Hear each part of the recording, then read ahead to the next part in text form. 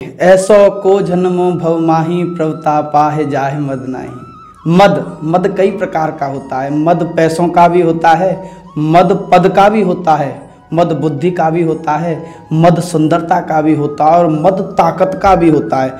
जिन पे 4-5 चीज़ें होती हैं, इनमें से एक भी चीज़ होती है उसको अपने आप में मद हो जाता है और वो चाहता है कि मैं इन चीज़ों का प्रदर्शन करूं, चाहे वो सुंदरता हो, चाहे वो धन हो, चाहे वो पद हो, उसका प्रदर्शन इंसान जरूर करना चाहता है। राधे राधे, मैं हूँ विदूषण तिवारी और आप देख रहे हैं व्यूज इंडिया।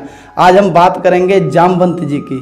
जामवंत जी जो ब्रह्मा जी के मानस पुत्र थे, और ब्रह्मा जी के जब पुत्र हैं मानस, तो उनमें बुद्धि और ताकत दोनों का भंडार है। बुद्धि का तो वो जहाँ तहाँ प्रयोग करते ही थे अपने परामर्श दे करके राम जी की लीला में, लेकिन कभी उनका ताकत का प्रदर्शन नहीं हुआ। तो जब सारा युद्ध समाप्त हो गया, राम जी का राज्याभिषेक हो गया, तब राम जी कहने लगे सभी आप कुछ मांग सकते हो हमसे। तो जामवंत जी कहने लगे सुनो, हमने बुद्धि का तो जहाँ तहाँ प्रयोग आपको करके दिखाई दिया, लेकिन कभी ताकत का प्रयोग प्रदर्शन करके नहीं दिखाया। तो सारे संसार को पता तो चलनी चाहिए हमें कितनी ताकत है। बोले आप युद्ध में लड़ लेते किसी से? बोले किससे लड़ता, कोई मेरी टक्कर का ही नहीं था, केवल एक ही टक्कर का था, वो था रावण। लेकिन रावण को मैं मार दूंगा तो फिर आप किसको मारते? राम जी कहने लगे आप चाहते क्या हो? बोले मैं तो बस इतना चाहता हूँ कि आप मेरे साथ 2-2 हाथ करो। अरे राम जी कहने लगे अरे आप तो हमारे पिता समान हो, आप और हम लड़ेंगे तो लोग क्या कहेंगे, सारी मर्यादाओं का नाश हो जाएगा, लोग तो हमको मर्यादा पुरुषोत्तम कहते हैं। बोले नहीं, आपने तो हमसे 2-2 हाथ करने ही करने, तभी हमारी इच्छा पूरी होगी, नहीं तो ताकत का मैं इसका क्या करूं? बोले जरूर आपकी इच्छा हम पूरी करेंगे, लेकिन इस अवतार में नहीं, अगले अवतार में जब हम कृष्ण अवतार लेंगे, जिसमें कोई भी मर्यादा नहीं होगी, जिसमें कोई हमारा योगेश्वर अवतार होगा, उसमें हम आपकी ये इच्छा जरूर पूरी करेंगे।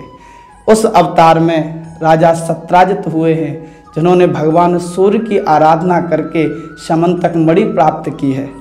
श्यामंतक मणि जो थी वो 8 भार सोना रोज देती थी। भगवान सूर्य के आशीर्वाद से उन पर खूब धन धान्य था। उस मणि को एक दिन उनका भाई प्रसेन लेकर के जंगल में चला गया। अब प्रसेन ले तो गया, लेकिन सिंह ने देखा अरे बड़ी चमकदार चीज़ है, तो प्रसेन को सिंह ने मार दिया और वो मणि सिंह ने ले ली। और उस सिंह का सामना हो गया इन्हीं जामवंत जी से। अब जामवंत जी ने उस सिंह को मार दिया, मणि स्वयं ने ले ली। और मणि उनके कुछ काम तो वैसे आई नहीं, लेकिन जाकर के अपनी बेटी का खिलौना बना दिया, लो बेटी इससे खेल लो। लेकिन सत्राजित ने वो इल्ज़ाम भगवान कृष्ण पे लगा दिया, क्योंकि एक बार भगवान कृष्ण ने वो मणि मांगी थी। बोले आप इस मणि का क्या करोगे, आप तो 2-3 सदस्य हो घर के, और ज़्यादा धन सामान्य आदमी पे होना अच्छी बात नहीं है, जान के लिए खतरा बढ़ जाता है। ऐसी धनवान चीज़ तो राजकोष में जमा होनी चाहिए, कभी दुर्भिक्ष पड़ेगा, कभी कोई संकट का राज पे आएगा तो उसका इस्तेमाल किया जाएगा। लेकिन उन्होंने मना कर दिया, तो उनका पूरा की पूरा शक भगवान कृष्ण पे ही गया कि उन्होंने ही मणि ली है। और ये बात पहुँचते पहुँचते भगवान गिरवरनाथ के कानों में जा पड़ी। बोले ये तो पता नहीं मैंने कौन सा चौथ का चंदा देख लिया जो मेरे पास मुझ पे इतना बड़ा कलंक लग गया। तो वो ढूंढते ढूंढते उस मणि को वहीं पहुंच गए जहां जामवंत जी जिस गुफा में रहते थे, और उनका बड़ा भयानक युद्ध हुआ।